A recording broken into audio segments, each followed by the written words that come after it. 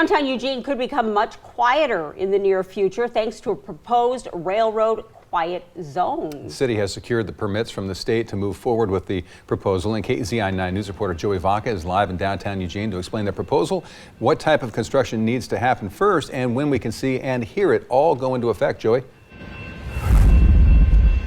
Well, the fact of the matter is it's not quieter right now because right before you guys, while you were still reading that story, the train went by and it's pretty excruciatingly loud. So I can only imagine how these businesses and residents that live right here feel. It was really, really awful to listen to, but the city has secured funding and permits. So I guess you could say this quiet zone proposal is ready to leave the station. Now, it's uncomfortable to deal with right now, but there is still some time, and there's two real aspects to this proposal. There's the quiet zone itself, and in that zone, the number of times that the train can blow its horn will be reduced, but there's also a construction aspect where they're going to add safety improvements to crossings like this one, more gates to make that safer for both city officials and people living in downtown Eugene.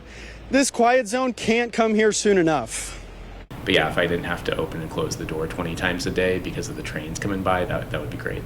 The railroad quiet zone will run through downtown Eugene and the Whitaker neighborhood. As things stand right now, if it sounds like the train is blowing its horn one long time, that's because it almost is. Because all those intersections are so close together, essentially a train will blow the horn coming into a crossing and then usually leaving a crossing to warn, pedestrians specifically, but also cars and everything that they're coming. Well, when you've got so many close together, it's essentially one long whistle. Dustin Pierce owns Run Hub, a store that sits right next to the railroad tracks in downtown. And he says he's in support of a railroad quiet zone, but he'd also like to see something else. I would also assume that the trains would have to slow down to sort of like make that possible. I think that also creates a safer environment for the downtown area. Again, that's an assumption, but slower trains and quieter trains would be a positive for our downtown area. Suter Barnes says the city can't control how fast the trains go. That's still up to Union Pacific. But in this proposal, making downtown railroad crossings safer is just as important as reducing the overall noise. It's kind of well known that there are a lot of people around the tracks going through Eugene, and particularly in the downtown area where there's just a lot of people. So increasing that safety and making sure that we had, no incidents or accidents happening around the tracks is very, very important to us.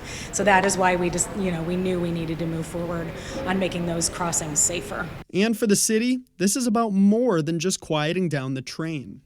Having a quiet zone, having a quieter, area to live in sort of the downtown and over to the Whitaker area is just, it's a quality of life issue. And we really, really want to make sure that we are making a better quality of life for all Eugene citizens, particularly around that area.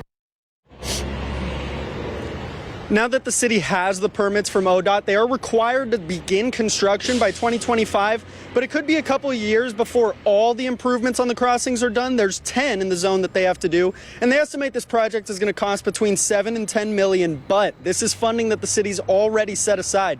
So people living in Eugene, they don't need to prepare for an additional tax coming their way for this project. Reporting live in downtown Eugene, Joey Vaca, KZI 9 News.